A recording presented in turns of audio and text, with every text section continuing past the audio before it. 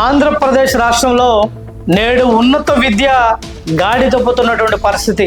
ఇవాళ ఆంధ్రప్రదేశ్ రాష్ట్రంలో ప్రముఖ విశ్వవిద్యాలయమైన ఆంధ్ర యూనివర్సిటీ కానీ, నాగార్జున యూనివర్సిటీ కానీ, శ్రీకృష్ణ యూనివర్సిటీ కానీ, నన్నయ్య కానీ, పద్మావతి కానీ, వెంకటేశ్వర కానీ, శ్రీకృష్ణదేవరాయ యూనివర్సిటీ కానీ, ఏ యూనివర్సిటీ చూసుకున్నా ఇవాళ ఖాళీలు భర్తీ చేయలేనటువంటి పరిస్థితి ఉందంటే ఇంక ఏ విధంగా విశ్వవిద్యాలయాల్లో పరిశోధనలు జరుగుతాయని చెప్పేసి నేను అడుగుతున్నాను.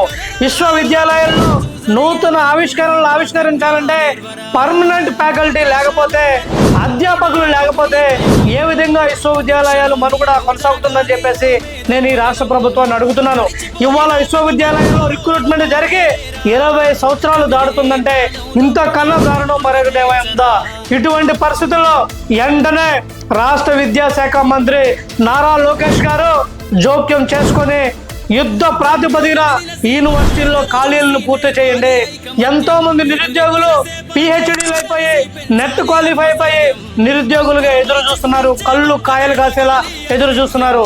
ఇటువంటి పరిస్థితుల్లో విశ్వవిద్యాలయాల్లో ఉన్నటువంటి ఖాళీలని మీరు ఒక టాస్క్ ఫోర్స్ కమిటీ వేసి వెంటనే ఈ ఖాళీలను భర్తీ చేసి యూనివర్సిటీలను విద్యా వ్యవస్థకు ప్రాణం పోయమని నారా లోకేష్ గారిని ఆంధ్రప్రదేశ్ బీసీ సంఘం తరఫున కోరుతున్నాము.